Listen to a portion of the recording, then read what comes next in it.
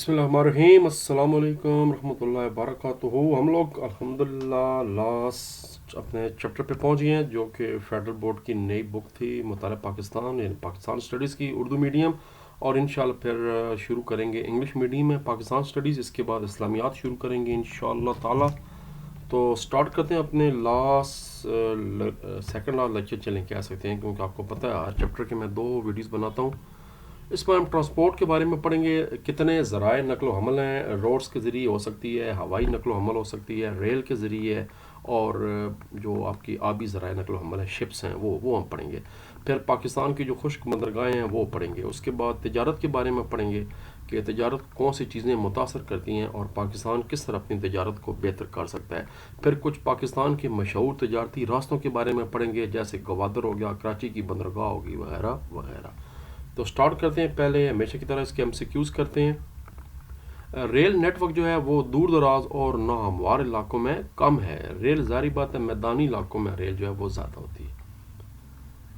Dash नकलो अमल के तमाम तरीक़ों में सबसे सुस्त है। पानी के अंदर जो नकलो अमल होती है यानी शिप्स के ज़रिए वो सबसे ज़्यादा सुस्त होती है। सामान और ख़िदमात की ख़रीदो फरोख्त की कार्रवाई को तिजारत कहते हैं। ये डेफिनेशन है what is mean by trade. हुनरमंद अफराद मुल्क की डैश का कलीदी अंसर। माशी तरक्की का हुनरमंद अफराद वो हैं जिनको स्किल्ड लेबर कहा जाता है, स्किल्ड वर्कर कहा जाता है जिनको। लोग एक शहर से दूसरे शहर में अमूमन, अच्छा ये अब जनरली बात की जा रही है, ट्रेन से भी सफ़र होता है, कश्ती से भी, हवाई जहाज़ से भी, कश्ती से भी बड़ा रेयर होता है, हवाई जहाज़ बहुत महंगा रेयर है। तो यहाँ पर ये एक टेक्निकल यानी चीज़ पूछी जा रही है कि जनरली आप रोज़ाना सफ़र जो करते हैं या आम तौर पर हफ्ते में किससे करते हैं, तो बस जो है वो सबसे बड़ा ज़रिया है शहरों के दरमियान सफ़र का। हम पाकिस्तान की बात करें, खुश्क बंदरगाहें, समुद्री बंदरगाहें दरामदी और बरामदी सामान से ज़्यादा सस्ती हैं। जो ड्राई पोर्ट्स होती हैं वो ज़्यादा सस्ती होती हैं। डैश सरमाकारों के अतमाद को कम कर सकता है। किताब के अंदर 2 जवाब दिए हुए हैं इसके, शफाफियत का फुकदान भी दिया हुआ है और सियासी अदम इस्तेकाम भी दिया हुआ है। मगर क्लोज तरीन अगर आपको यही MCQ बोर्ड में आ जाए और एक आंसर देना हो तो ज़्यादा जो अहम है वो फिर ये है सियासी अदम इस्तेकाम, इसको आपने टिक करना हो। गुंजानाबाद इलाकों में सड़कों के वसी नेटवर्क होते हैं बहुत बड़ी ट्रैफिक को कंट्रोल करने के लिए। ये जवाब है इसका। तो इसका फिर जवाब सियासी अदम इस्तेकाम। रेड टेप, सुरख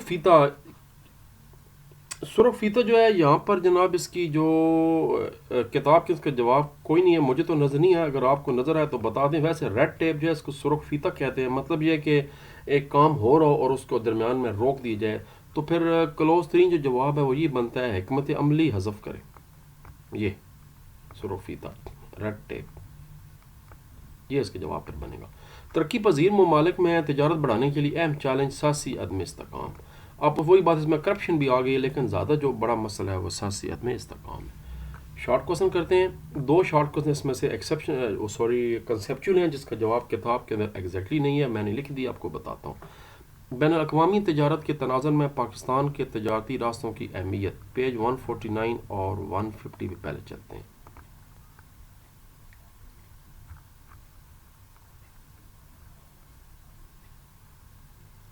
वन 149 और 150, ये जी 149 पेज। जनाब अहम तजारती रास्ते हमारे बताना है। पहले जनाब आ गया आपका सी पैक आ गया। अब यहाँ पर ये हेडिंग नहीं देना, आपने पॉइंट्स बताने हैं। यहाँ बताएंगे सी पैक।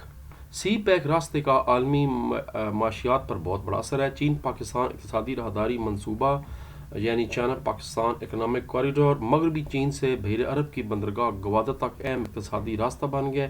चीन के पास अब आलमी मंडियों में दाखिल होने का तेज़ और मसरत तरीका है, ख़ास तौर पर यूरोप और सेंट्रल एशिया यानी मशरक़ वस्ता मिडल ईस्ट।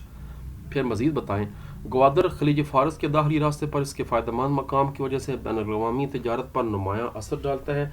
ये चीन, मशरक़ वस्ता और अफ्रीका के दरमियान तिजारत को आसान बनाता है। बस 3 नंबर का सवाल है, 2 पॉइंट्स बड़े अहम हैं। मज़ीद लगाना तो फिर कराची का भी जिक्र करना है। 3 पॉइंट्स हैं, 3 नंबर का सवाल है, 3 पॉइंट्स बताएं। कराची पोर्ट पाकिस्तान की सबसे मारूफ और सबसे बड़ी बंदरगाह है। ये मुल्क की तिजारत के बड़े हिस्से को सहारा देता है। ये बहर अरब के दाखिली रास्ते के तौर पर काम करता है। یعنی یہ پوچھا گیا تھا پاکستان کے تجارتی راستوں کی اہمیت پوچھی گئی تھی. ٹوپوگرافی سے کیا مراد ہے؟ یہ ٹیپو لکھا ہوا ہے، یہ ٹیپو نہیں ہے، اصل میں ٹوپوگرافی ہوتا ہے. کتاب کے اندر اس کا ذکر ہے، پر یاد رکھیں یہاں ڈیفینیشن پوچھی گئی ہے. کتاب کے اندر اس چیپٹر میں ذکر ضرور ہے مگر ڈیفینیشن کہیں نہیں ہے. تو اس کی ڈیفینیشن آپ نوٹ کر لیں. یہ لکھا ہوا ہے، میں اس کو اسکرین کو بڑا کرتا ہوں تاکہ آپ اس کا اسکرین شاٹ لے لیں یا اس کو لکھ لیں.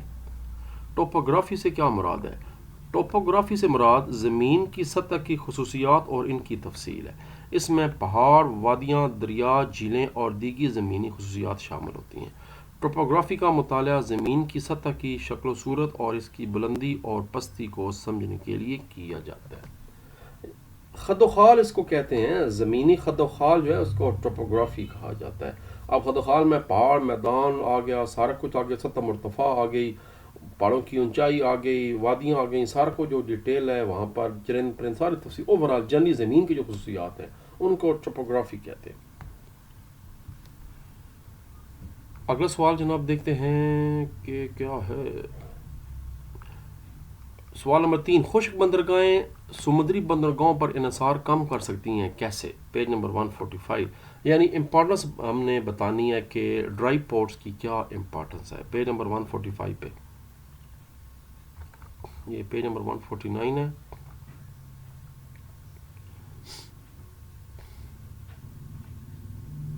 یہ 145.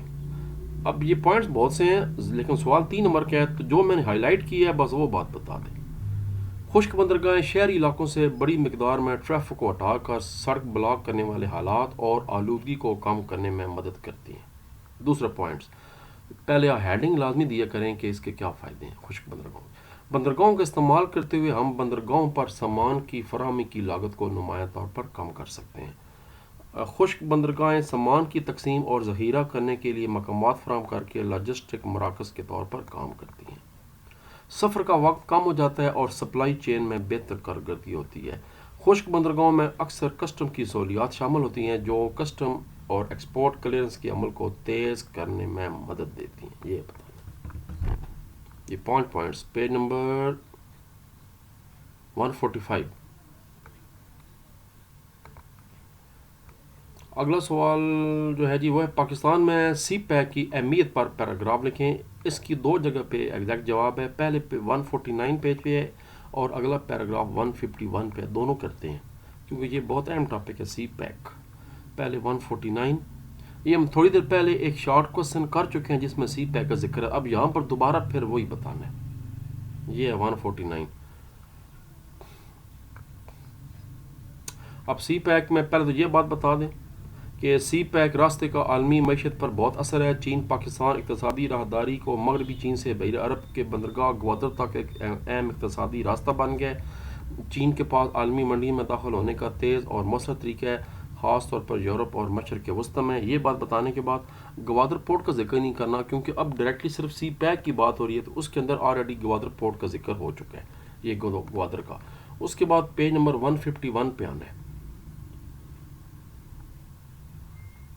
یہ آگے جی، سی پی ای سی کے اہم فوائد میں سے ایک چین اور پاکستان کے درمیان تجارتی اور پابندیوں اور محصولات میں کمی ہے. اس کے نتیجے میں دونوں ممالک کے درمیان تجارت مزید بڑھ جاتی ہے، مؤثر برآمدات کی حوصلہ افزائی ہوتی ہے. بس یہاں تک بتانا، آگے کراچی پورٹ کا ذکر آ گیا، یہاں تک بتانا. تو ایک وہ والا پیراگراف پیج 149 والا اور ایک جو پیراگراف ہے وہ 151 پیج کی بالکل پہلی 2 لائن. ہوائی نقل و حمل کو سب سے مہنگا کیوں سمجھا جاتا ہے؟ ہمارے اس چیپٹر میں ہوائی نقل و حمل کا ڈیٹیل سے لکھا ہوا ہے کہ اس کے کیا فائدے ہیں، کیا نقصانات ہیں، مگر یہاں سوال یہ نہیں پوچھا گیا. میں بتا رہا ہوں بار بار، یہ فیڈرل بورڈ ہے، یہ انٹرنیشنل لیول کا بورڈ ہے. یہاں پر اب کنسیپچل چیزیں پوچھی جا رہی ہیں سیم اے او لیول کی طرح، اس لیے سوال کو سمجھنا ہے. دیکھیں یہاں پر فوائد اور نقصانات دونوں بتائے جا رہے ہیں ہوائی سفر کے، لیکن یہاں پر یہ پوچھا گیا کیوں مہنگا ہے. وہ لکھا ہوا ہے ہوائی سفر مہنگا ہے، کیوں مہنگا ہے یہ کوشچن پوچھا گیا. تو پھر اس کا جواب یہ نیچے لکھا ہوا ہے اور اس کو لکھ لیں. نمبر 1، ایک تو ہوائی سفر تیز رفتار ہوتا ہے، اس کے ذریعے سامان کی ترسیل بہت تیز ہوتی ہے اور اس تیز رفتاری کی قیمت ظاہری بات ہے پھر زیادہ ہوتی ہے. دوسری ایندھن کی قیمتیں. ہوائی جہاز کے لیے ایندھن کی قیمت بہت زیادہ ہے جو ہوائی نقل و حمل کی لاگت میں بڑا حصہ ڈالتی ہے. سیکیورٹی اور ہینڈلنگ. ہوائی نقل و حمل میں سیکیورٹی اور ہینڈلنگ کے سخت اقدامات ہیں جو اضافی اخراجات کا باعث بنتے ہیں. محدود صلاحیت. ہوائی جہازوں کی سامان لے جانے کی صلاحیت محدود ہوتی ہے. بیسیکلی ہوائی جہاز مسافروں کے لیے بنائے گئے ہیں نہ کہ کارگو کے لیے. اس وجہ سے فی یونٹ لاگت زیادہ ہو جاتی ہے. اور آخری پوائنٹ ہے ہوائی اڈوں اور ہوائی جہازوں کی دیکھ بھال اور آپریشن کے اخراجات بھی بہت زیادہ ہوتے ہیں. انفراسٹرکچر. تو یہ جناب پہلے ہیڈنگ بن گیا اور ساتھ آگے ڈیفینیشن آ گیا. ہیڈنگ بن گیا تیز رفتار، ایندھن کی قیمت، سیکیورٹی اور ہینڈلنگ، محدود صلاحیت اور انفراسٹرکچر. تو یہ میں یہاں پر اس کو روک رہا ہوں. اب آپ اس پورے پیج کا اسکرین شاٹ لے لیں اور اس کے بعد جناب اس کو لکھنا شروع کر دیں. یہ تیسرا ہیڈنگ بن گیا سیکیورٹی اور ہینڈلنگ اور یہ بن گیا انفراسٹرکچر. سارا نہیں بنا، صرف انفراسٹرکچر ہے. بہتر اس کو لکھ لیں یہاں پر ویڈیو کو روک کر، جو بھی آپ نے کرنا ہے اس کو کر لیں. اگلا سوال ہے جی، واپس چلتے ہیں. اچھا عموماً جب ویڈیو کو روکا جاتا ہے تو وہ بلیک ہو جاتی ہے، یاد رکھیں. اس پہ دوبارہ ایک دفعہ پھر ہلکا سا کلک کریں تو وہ پھر ایک دم وائٹ ہو جائے گی اور آسانی سے ویڈیوز روشن ہو جاتی ہیں. پاکستان بین الاقوامی مارکیٹ میں تجارت میں حصہ کیسے بڑھا سکتا ہے؟ 5 نکات بتائیں. یہ ہمارا لانگ کوسچن بھی ہے اور اس میں سے شارٹ نکالتے ہیں. 153 اینڈ 154 پہ چلتے ہیں.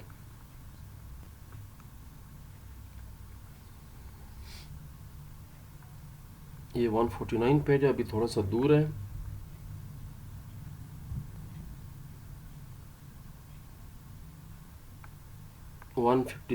یہ ہے جی 153 پیج. یہ میں نے آلریڈی ہائی لائٹ کیے ہوئے ہیں، بس یہ پوائنٹس بتا دیں جو حل ہیں. تعلیمی اور پیشہ ورانہ تربیتی پروگراموں میں سرمایہ کاری کی ضرورت پڑتی ہے تاکہ ہنرمندوں کو تیار کیا جا سکے. ان پروگراموں سے لیبر مارکیٹ اور نئے شعبوں کے تقاضوں میں ہم مانگی ہوتی ہے. نمبر 2، کاروبار کے موافق ماحول قائم کرنے کے لیے قواعد کا نفاذ ضروری ہے تاکہ بین الاقوامی اصولوں اور معاہدوں کے ذریعے نفاذ کو بہتر طریقے سے اس پہ عمل کیا جائے. 2 ہو گئے. چھوٹے اور درمیانے کاروباروں کے لیے قرضوں کی حدیں بتائی جائیں اور ان میں توسیع کریں. مائکرو فائنانس تنظیموں کی ترقی کو فروغ دیا جائے. انسداد بدعنوانی کے اقدامات کو مضبوط کیا جائے. شفافیت کو بہتر بنایا جائے. اچھی حکمرانی کو فروغ دیا جائے. ٹیکنالوجی پر مبنی تجویز دے کر بدعنوانی کو کم کریں. ایک اور بتا دیں. ترقی یافتہ ممالک اور بین الاقوامی تنظیموں کے ساتھ تعاون کے ذریعے ٹیکنالوجی کی منتقلی کو فروغ دیا جائے. تخلیق اور ترقی میں سرمایہ کاری کی جائے. مالی مراعات کے ذریعے تخلیقی صلاحیتوں کی حوصلہ افزائی کی جائے. یہ اب یہ ہمارا لانگ سوال بھی ہے تو اس لیے میں اس کو فی الحال یہ سارا اب میں بتاتا ہوں آپ کو. پیچھے رہ کہ ہمارے جناب صرف لانگ کوسچن بھی صرف 5 ہیں. تو پھر ملتے ہیں اگلے لیکچر میں تھوڑی دیر کے بعد. تب تک کے لیے اجازت. پاکستان زندہ باد. اللہ تبارک و تعالیٰ ہم سب کو حامی ناصر